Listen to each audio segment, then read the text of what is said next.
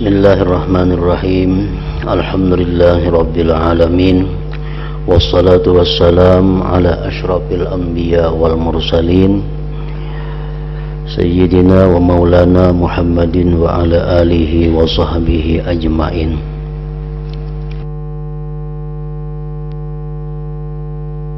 Pekerti takwa ini sungguh benar-benar agung kedudukan akhlak takwa ini dan sangat perlu diketahui. Karena itu sekarang mau tidak mau harus diterangkan lebih terinci apa yang dimaksud dengan pengertian takwa. Karena takwa itu adalah merupakan sesuatu yang mempunyai makna yang banyak dan makna yang luas.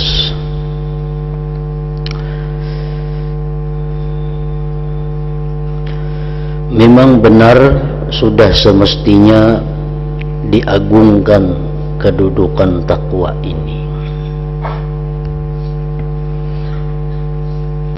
karena dengan takwa dijelaskan oleh Allah Subhanahu wa ta'ala pada keterangan yang lalu, dengan takwa itulah seseorang bisa mendapat keberuntungan dan kebahagiaan akhirat. Dengan takwa segala masalah-masalah yang sulit akan diselesaikan oleh Allah Subhanahu wa ta'ala. Nah, oleh karena itu kita hendaknya mengetahui apa yang dimaksud dengan takwa itu.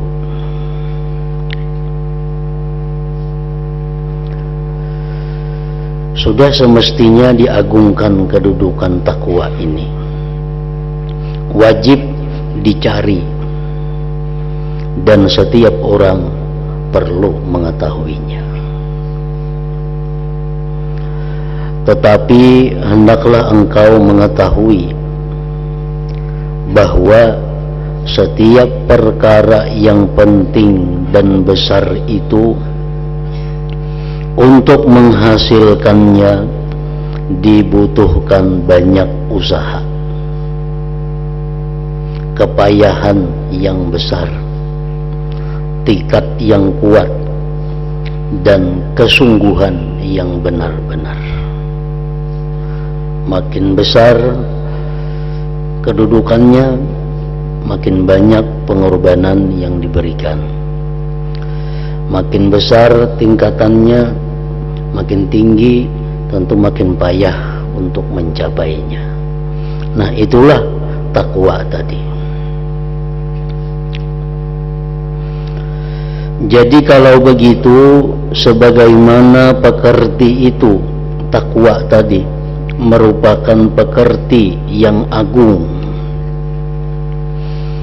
maka berjuang melawan nafsu dalam mencarinya, memenuhi hak-haknya, dan perhatian untuk menghasilkannya juga benar-benar pekerjaan yang besar dan penting. Karena segala kemuliaan itu tergantung kepada usaha yang tidak disukai nafsu, dan semua kelezatan itu tergantung pada ungkus yang dikeluarkan. Kalau kita hendak makan yang nyaman, tentu ungkusnya larang. Yang nyaman lagi, ungkusnya larang lagi. Maka itulah takwa ini. Sebagaimana dikatakan takwa itu kunci segala-galanya, tentu ungkusnya, biayanya, harganya sangat mahal, sangat larang. Allah Ta'ala berfirman, walladzina jahadu fina lanahdiyannahum subulana wa innallaha lama'al muhsinin. Artinya orang-orang yang berjuang demi mencari keridhaanku, yaitu takwa. Takwa itu keridhaan Allah. Orang yang berjuang mencari takwa, pasti aku tunjukkan kepada mereka jalanku. Artinya pasti aku beri itu takwa tadi. Nah, ini satu janji, satu jaminan dari Allah Subhanahu wa ta'ala bahwa siapa yang benar-benar mencari takwa, Allah akan memberikannya. Nah, Allah kadang menjamin orang yang menuntut ilmu pasti alim. Allah kadang menjamin orang yang rajin berusaha hidupnya nantinya kaya raya. Kadang menjamin Tuhan. Dan kita buktikan banyak orang menuntut ilmu tapi kada dapat ilmu. Banyak orang yang siang malam berusaha tapi kada kaya-kaya juga. Nah, karena itu kada ada jaminan dari Allah. Orang yang kawin pasti dapat anak, kada ada jaminan dari Allah. Tetapi kalau kita berjuang mencari takwa, Allah pasti akan memberikan takwa itu. Nah, ini satu janji Allah yang mana Allah itu tidak akan menyalahi janjinya. Dan sungguh Allah tentu beserta orang-orang yang berbuat baik. Kita mencari takwa berarti kita orang yang berbuat baik. Bila mana kita berbuat baik, Allah bersama kita. Allah akan menolong dan membantu kita. Nah, bila sesuatu itu kita cari ditolong oleh Allah, dibantu oleh Allah, pasti akan kita dapatkan, pasti berhasil.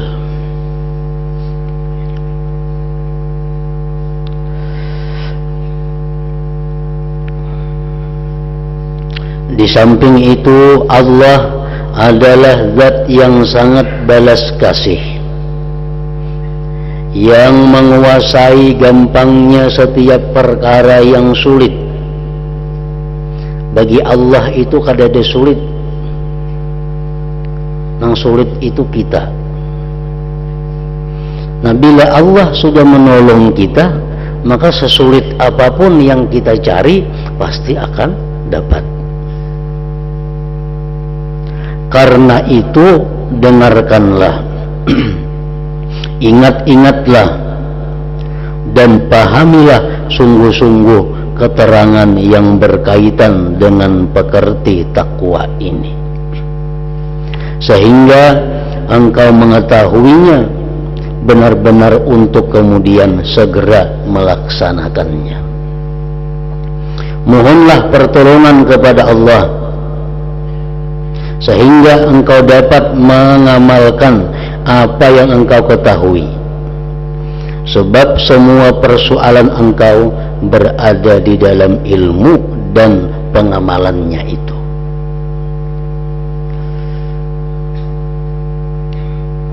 Mudah-mudahan Allah memberikan taufik dan hidayah dengan anugerah karunia-Nya.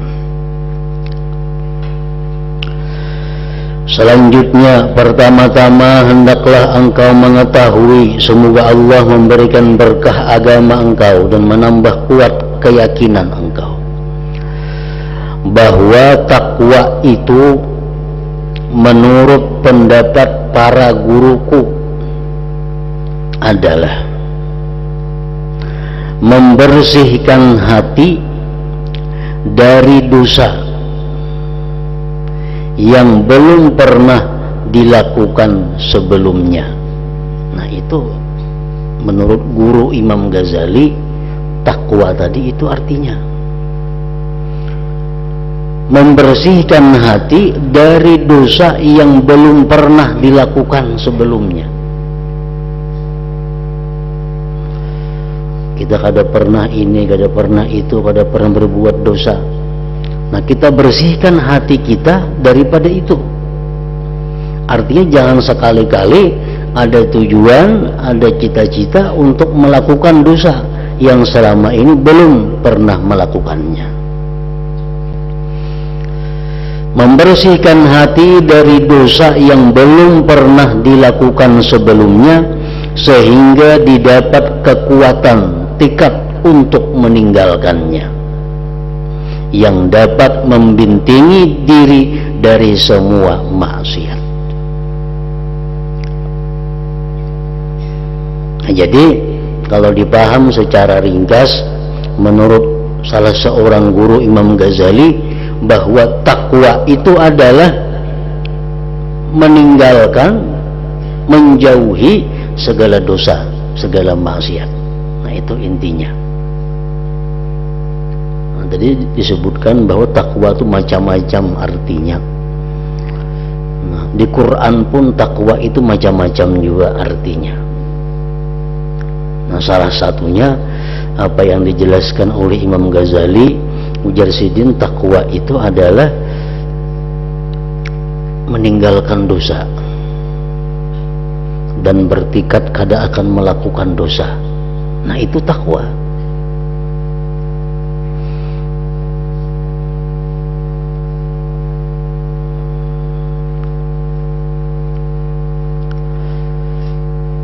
Jadi kita bisa dalam satu hari ini takwa, bisa seseorang itu 2 hari takwanya, bisa orang itu terus menerus takwa. Kalau sudah terus menerus takwa, orang itu disebut istiqamah. Nah, punya sifat istiqamah. Selama kita belum bisa terus menerus takwa, nah belum bisa kita bersifat dengan istiqamah itu. Kita hari ini bisa takwa kepada Allah. Kenapa? Karena guring seharianan. Sembahyang subuh guring, bangun zuhur sembahyang zuhur, guring pulang, bangun sembahyang asar, asar guring pulang, maghrib bangun, nah, malam kayak itu pulang. Sehingga kada ada perbuatan-perbuatan dosa yang kita lakukan, dan kada ada perencanaan dosa yang dilakukan, maka kita pada hari itu jadi orang yang takwa. Nah, jadi menurut ini bahwa takwa itu artinya adalah meninggalkan kemaksiatan, meninggalkan merencanakan kemaksiatan, meninggalkan melakukan kemaksiatan.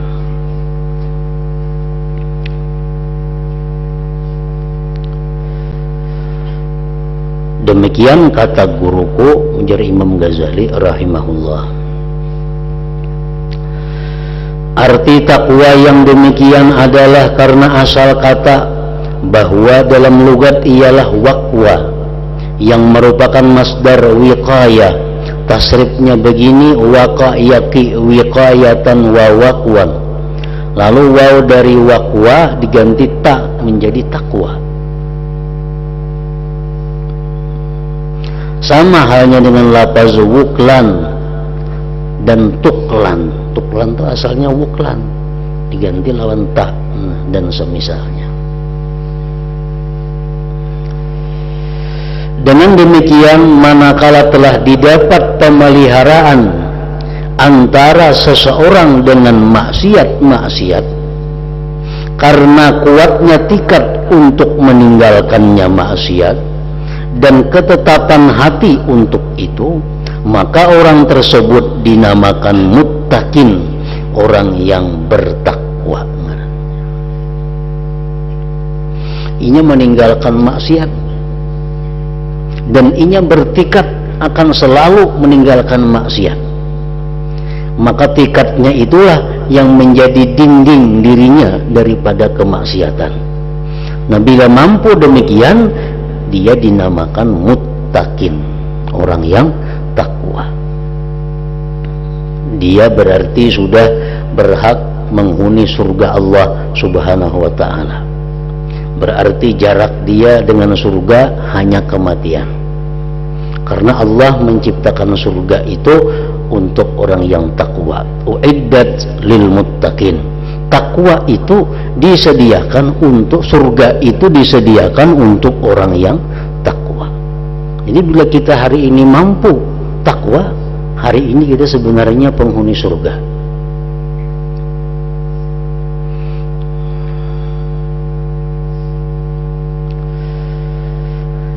Dan bolehkan dikatakan takwa ialah pembersihan hati serta tekad dan kemantapan hati untuk meninggalkan kemaksiatan. Itu takwa.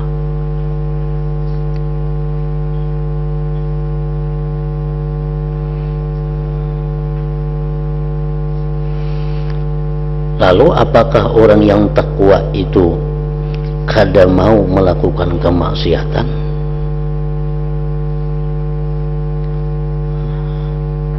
Allah tidak ada menjamin orang yang takwa itu terhindar dari dosa. Cuma yang penting bahwa di dalam hati kita ini ada sesuatu tekad yang kuat bahwa kita meninggalkan, menjauhi segala macam bentuk maksiat. Nah, dalam hati itu yang kita tanamkan. Masalah kaina isuk atau sore atau siang kita melakukan maksiat itu lain lagi. Yang penting kita menanamkan tekad di dalam hati bahwa kita akan menjauhi segala yang dilarang Allah. Nah, takwa sudah kita. Lalu karena dalam perjalanannya itu kita mesti melaksanakan tekad hati kita. Ada kemaksiatan kita hindari, kita bertemu dengan yang haram, kita berjauh, kita melihat sesuatu yang haram, kita palingkan. Orang yang takwa itu bisa berbuat dosa, tetapi dengan dua perbedaannya dengan orang biasa yang kada takwa. Orang yang takwa itu mau berbuat dosa, pertama mereka itu mau berbuat dosa tanpa ada perencanaan, karena yang terhindar dari dosa itu hanya para nabi. Selain para nabi itu manusia bisa melakukan dosa. Cuma kalau orang yang takwa tadi, kalaupun ia melakukan dosa, kada ada terencana. Walaupun untuk 5 menit berikutnya, walaupun untuk 1 menit berikutnya. Apalagi merencana sebulan berdahulu, maginnya kada ada. Bila di hati kita ini masih ada niat, masih ada rencana untuk melakukan satu kemaksiatan, berarti kita bukan orang takwa. Sedangkan surga Allah disediakan untuk orang takwa. Nah, jadi kalau kita merencanakan satu kemaksiatan atau kita masih terkait dengan satu kemaksiatan, mati kita, berarti kita mati dalam keadaan takwa, mati dalam keadaan kada takwa, karena hati kita masih ada merencana maksiat atau terkait dengan maksiat. Mati kita mati dalam keadaan kada takwa. Nah, nasib kita ini tergantung Allah. Surga Allah sediakan untuk orang takwa, neraka untuk orang yang kada takwa. Jadi nasib kita kada jelas. Tapi kalau kita takwa, kita mati, itu sudah dijamin. Uiddat lil muttaqin, surga itu disediakan untuk orang-orang yang takwa. Jadi orang yang takwa itu kadada bersimpan nang kemaksiatan, kadada. Umpamanya kita ada bisi pakaian, pakaian ini diharamkan oleh Allah memakainya karena itu terbuat dari sutra umpamanya, atau karena pakaian itu terbuka aurat, kita simpan pakaian itu. Nah, bila kita simpan pakaian itu di dalam lemari kita, di dalam rumah kita, berarti kita masih ada niat untuk sewaktu-waktu memakai itu.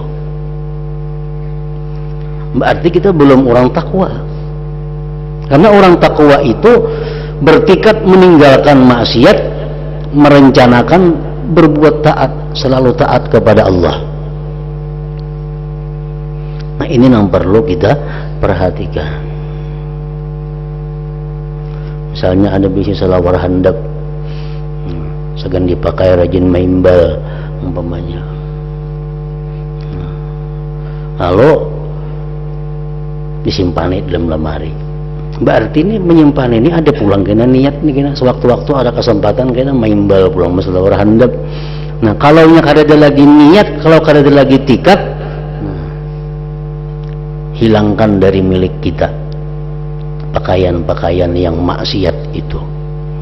Jangan hendak mengingun sesuatu yang maksiat.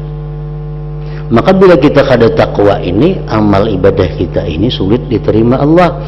Karena dijelaskan dahulu sudah bahwa innama yataqabbalullah minal muttaqin. Allah hanya menerima amal ibadah orang takwa. Mungkin ada takwa, kenapa ibadah kita? Ada orang bautas amas, laki-laki. Laki-laki ini bautas amas, itu haram, kada boleh. Atau sawasa, sama aja juga. Sawasa walaupun sagram, ngarannya amas juga. Tadi bercampur lawan tembaga ngarannya sawasa. Kada boleh itu haram. Bautas nitoinya. Lalu si laki-laki ini begitu hendak sembahyang mencabut ke utas. Membuat dalam kantong sembahyang. Tuntung sembahyang pasang pulang utas. Itu maulu-ulu Allah Ta'ala. Maulu-ulu Allah Ta'ala. Kayak Tuhan kada tahu dalam kantong itu kalau. Nah, ini pertama sudah punya niat. Kayaknya yang sembahyang makanya pulang utas nih. Nah, kalau kita masih punya niat untuk maksiat, kita kada takwa. Bila kita kada takwa, sembahyang kita ditolak Allah. Nah, selama kita masih ada beutas amas atau sawasa itu kita simpan di rumah kita. Nah, sewaktu-waktu bisa kena kita pakai, berarti kita kada kawa takwa. Sebab takwa itu adalah meninggalkan maksiat dan bertekad untuk menjauhi maksiat itu. Nah, jadi orang yang takwa itu inya mau berbuat maksiat, satu kada ada perencanaan. Nah, kada ada pikir-pikir, kada ada terencana, tapi nengaran takdir Allah bahwa hari ini inya berbuat maksiat, terjadi maksiat itu. Jadi orang takwa bukan suci dari dosa, kada. Inya mau berbuat dosa tapi kada terencana. Nah, yang kedua yang membedakan orang takwa daripada orang biasa itu, orang takwa ini berbuat maksiat, inya langsung tobat kepada Allah Subhanahu wa Ta'ala, langsung cepat kembali kepada Allah. Nah, sehingga dosa itu kada sempat lagi ditulis oleh malaikat-malaikat itu. Karena kita melakukan dosa, malaikat kada langsung menulis. Diberi waktu, ada mengatakan sejam, ada mengatakan 6 jam diberi waktu. Bila kita tobat, nah kada jadi ya. Nah, jadi orang takwa cepat tobatnya kalaupun dia melakukan maksiat. Nah, jadi jangan ada dalam hal milik kita sesuatu yang maksiat, baik itu pakaian, baik itu permainan, baik apapun ngarannya, jangan ada yang maksiat di dalam milik kita. Kenapa? Karena itu menjauhkan kita daripada takwa tadi. Kan kada cocok, mustahil kalau kita berniat lawan Tuhan, bersaksi hendak menjauhi segala kemaksiatan, tetapi di rumah kita atau milik kita masih ada yang sifatnya maksiat tadi. Macam laki-laki ada aja bisi utas amas lagi, macam bibinian ada aja masih bisi baju yang kada layak dipakai menurut agama. Nah, itu berarti ada niat masih, karena menyimpan barang itu. Kenapa? Jakanya sudah kada ada lagi niat, kada ada lagi tikad, nah dibakar itu. Atau kada dibakar dipakai tapi diganti niatnya, ini pakaianku berhubung ini kada boleh dibawa ke tengah orang banyak, jadi aku berniat mulai sekarang pakaian ini ku pakai di dalam tempat tertentu yang dibolehkan agama. Itu lagi niatnya. Bila kada dirubah kayak itu niatnya, berarti kita menyimpan kemaksiatan. Macam baju tangan handap umpamanya bini-bini itu kada boleh, tapi amun niatnya dalam hati, ini ku pakai untuk menghadapi orang-orang yang halal bagi aku, nah kada jadi masalah.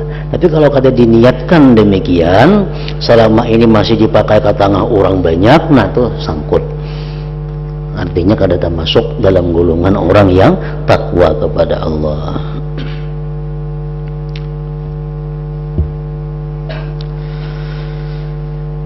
Dalam Al-Quran kata takwa digunakan dengan arti 3 macam. Satu, dengan arti takut dan haibah. Allah Ta'ala berfirman, wa iyaya fattaqun, artinya dan kepadaku takutlah kalian. Nah, takwa artinya takut di situ. Juga firman Allah, wattaqu yauman turja'una fihi ilallah, takutlah kalian akan hari kalian dikembalikan kepada Allah, dihadapkan kepada Allah. Takutlah terhadap hari itu, karena pada hari itu kita akan menghadap Allah untuk mempertanggungjawabkan perbuatan kita di dalam dunia. Esok kita dipanggil menghadap atasan untuk mempertanggungjawabkan duit yang diberikan sidin kepada kita. Nah, sidin menjamin duit lawan kita, memudali kita.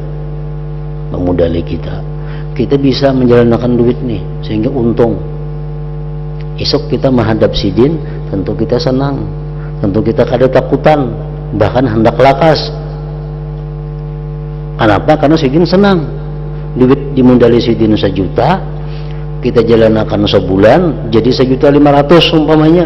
Nah, bulan itu dipanggil kita oleh sidin mempertanggungjawabkan duit itu, nah hati kita senang, hati kita gembira. Banjaknya kawa isuk kita dipanggil. Kenapa? Berhujung dagangannya. Tetapi sebaliknya, kalau kita dimodali 1 juta, jalankan tinggal 50.000 lagi duitnya habis, kada lagi barangnya kada, duitnya kada ada.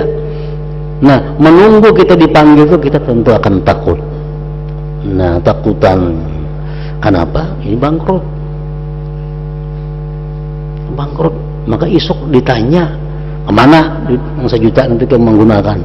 Untuk apa? Ujar nang mahutangin nih.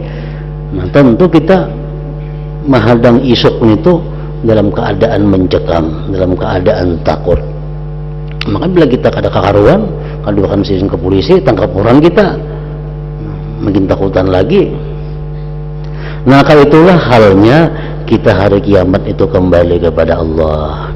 Allah memberi kita modal umur, memberi kita modal penglihatan, memberi kita modal kekuatan, memberikan kita modal pendengaran, memberikan kita modal macam-macam yang untuk digunakan kepada keberuntungan. Kalau kita salah menggunakan modal yang diberikan Allah itu, kita gelabakan kayaknya di akhirat itu. Makanya jadi Tuhan, takutlah kalian pada hari kalian dikembalikan kepada Allah, dihadapkan kepada Allah. Nah, jadi arti takwa di sini bisa juga takut. Yang kedua, dengan arti taat dan ibadah. Takwa bisa juga digunakan artinya itu untuk taat dan ibadah. Allah Ta'ala berfirman, ya ayyuhalladzina amanu taqullaha haqqa tuqatih. Artinya, wahai orang-orang yang beriman, taat dan ibadahlah kepada Allah dengan sebenar-benar taat. Taatlah kepada Allah bubujuran taat, jangan tataatan. Tataatan itu kayak apa? Balang kambingan termasuk tataatan. Banu hendak beribadah, banu kada, banyak kadanya. Allah kada ketujuan itu. Tuhan menyuruh kita haqqa tuqatih, bujur-bujur taat. Nah, Ibnu Abbas radhiyallahu anhu berkata mengenai artinya, taatlah kalian dengan sebenar-benarnya taat. Jadi arti ittaqullah di sini taat. Sedangkan Mujahid berkata, arti firman Allah ini ialah hendaknya Allah itu ditaati, jangan dimaksiati, hendaklah diingat, jangan dilupakan, hendaknya disyukuri dan jangan dikufuri. Itu tafsirnya, ya ayyuhalladzina amanu taqullaha haqqa tuqatih. Yang ketiga, takwa tadi dengan arti membersihkan hati dari segala dosa. Ya, ini maksud ng guru Imam Ghazali tadi mengambil di sini sidin. Takwa itu membersihkan hati dari segala dosa. Artinya apa? Menjauhi dosa dan bertekad buat kada akan melakukan dosa. Nah, inilah hakikat takwa. Bukannya dua arti yang terdahulu. Bukan dua arti yang terdahulu. Takwa arti takut, takwa arti taat, itu bukan hakikat takwa. Sedangkan hakikat takwa itu adalah membersihkan hati dari segala dosa. Bukankah engkau tahu bahwa Allah Ta'ala berfirman, wa may yuti'illaha wa rasulahu wa yakhshallaha wa yattaqih fa ulaika humul faizun. Artinya barang siapa taat kepada Allah dan Rasulnya, takut kepada Allah dan bertakwa kepadanya, maka mereka itulah orang-orang yang beruntung. Dalam ayat ini Allah menuturkan taat, wa may yuti'illah, taat artinya, dan takut yakhsha. Kemudian menyebutkan takwa, berarti lain artinya. Takut itu lawan takwa, lawan taat. Karena Allah menyebutkan satu persatu. Taat disebut Tuhan, takut disebut Tuhan, takwa disebut Tuhan. Nah, kemudian menyebutkan takwa, maka tahulah engkau bahwa hakikat takwa adalah satu arti selain taat dan khasyah takut, yaitu membersihkan hati dari apa yang telah disebutkan di atas tadi. Pokoknya bila hari ini kita kada melakukan dosa, hari ini kita bertekad kita akan menjauhi yang dilarang Allah, nah kita sudah takwa.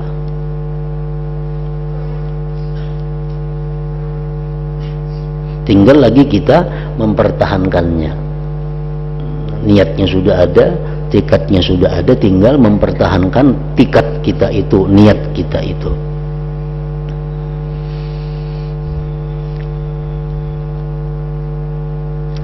Makanya dulu dijelaskan pada pelajaran yang dahulu bahwa ada sebagian ulama itu mengajarkan kepada kita bagaimana supaya ibadah kita itu diterima Allah. Kita harus jadi orang takwa terlebih dahulu. Kayak apa caranya? Nah, pertama, sebelum kita melakukan ibadah, kita istighfar dan tobat.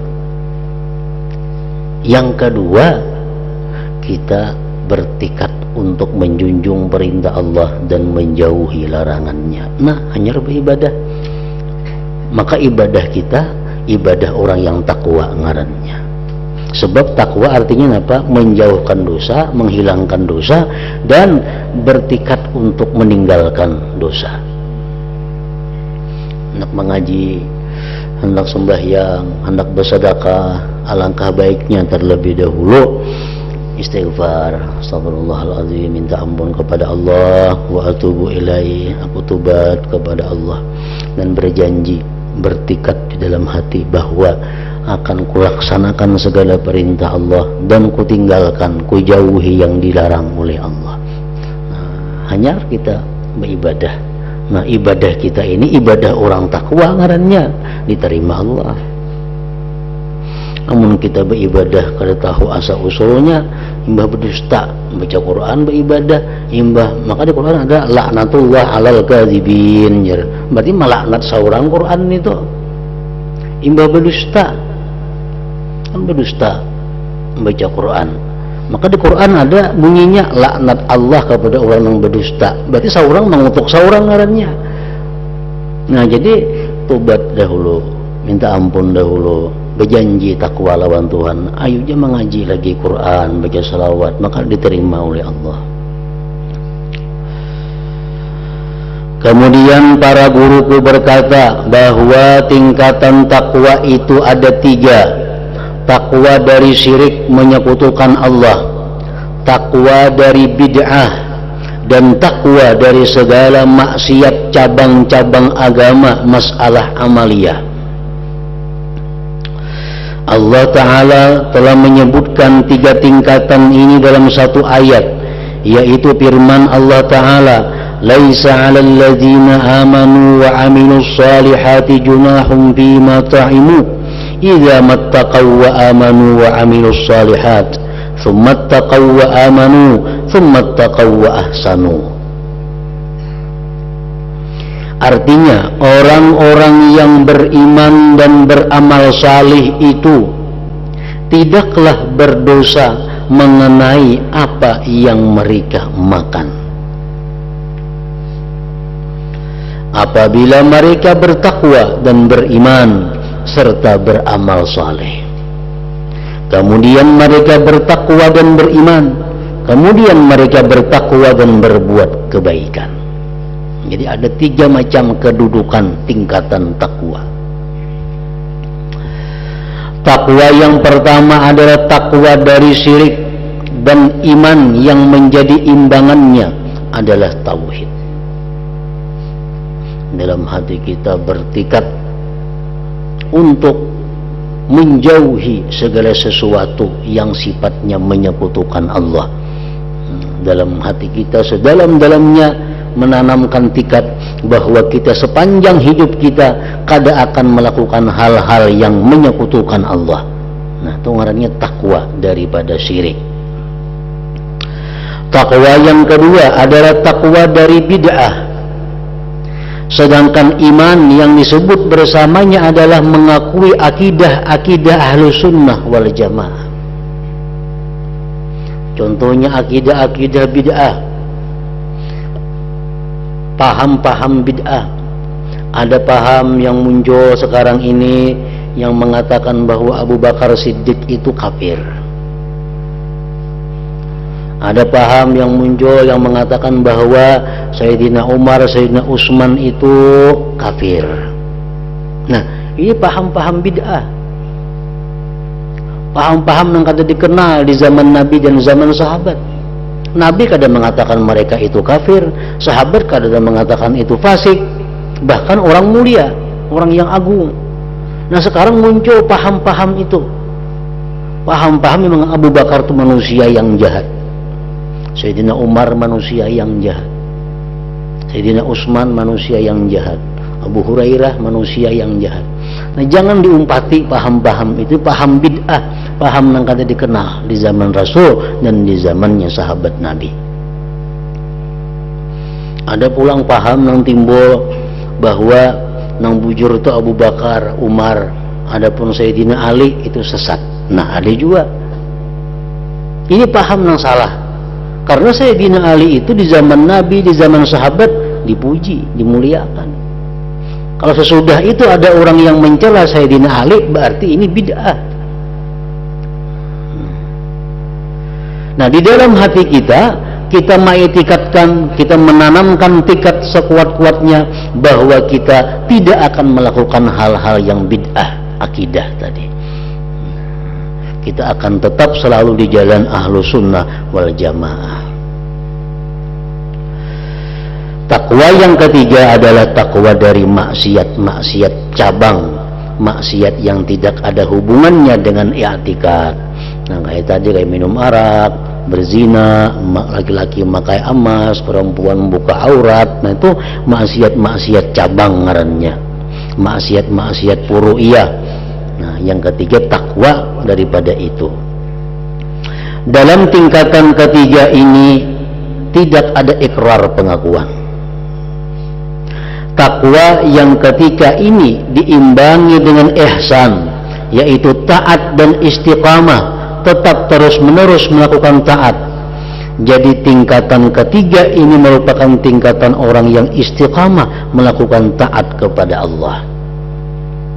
Bila mana kita sudah punya tekad menjauhi yang dilarang Allah, dan dalam kenyataannya sehari-hari kita bisa lurus jauh daripada yang dilarang Allah, nah kita sudah punya istiqamah, punya sifat yang dipuji oleh Allah. Ayat di atas, firman Allah di atas mengumpulkan penuturan 3 tingkatan takwa, yaitu tingkatan iman, kita bertekad sekuat-kuatnya di dalam hati kita tidak akan menyekutukan Allah. Tingkatan sunnah, kita bertekad di dalam hati kita tidak akan keluar daripada paham ahlu sunnah wal jamaah. Nah, dan tingkatan istiqamah dalam taat yang kuterangkan ini adalah dan tingkatan istiqamah dalam taat. Nah, artinya bertekad bahwa selalu akan menjunjung perintah Allah dan menjauhi apa yang dilarang oleh Allah. Nah, 3 tingkatan takwa itu yang kuterangkan ini, ujar Imam Ghazali, adalah apa yang dikatakan oleh para ulama tentang arti takwa. Jadi beliau, Imam Ghazali, menjelaskan pengertian takwa di sini menurut pandangan ulama-ulama, guru-guru beliau. Nah, Sidin belum menyampaikan bagaimana pandangan Sidin Saurang tentang pengertian takwa itu.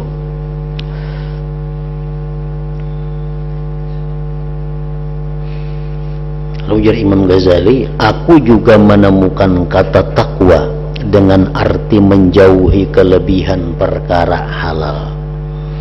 Arti semacam ini adalah apa yang diriwayatkan dalam sebuah hadis masyhur dari Nabi Muhammad SAW. Beliau bersabda, innama summiyal muttaqun muttaqin litarkihim ma la ba'sa bihi hazaran amma bihi ba'sun. Artinya orang-orang yang bertakwa itu disebut muttaqin adalah karena meninggalkan apa yang tidak membahayakan lantaran takut kepada apa yang membahayakan. Termasuk bagian daripada pengertian takwa juga. Meninggalkan yang halal karena ini khawatir ini bisa mengarah kepada yang haram. Nah, sekarang aku ingin menggabungkan antara yang dikatakan oleh para ulama kita dan apa yang datang dalam hadis Nabi Sallallahu Alaihi Wasallam agar bisa menjadi batasan yang menyeluruh dan arti yang sempurna. Gitu.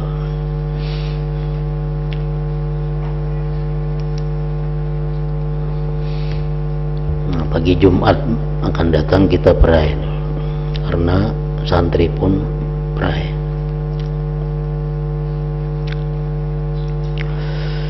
إلى حضرة النبي صلى الله عليه وسلم الفاتحة.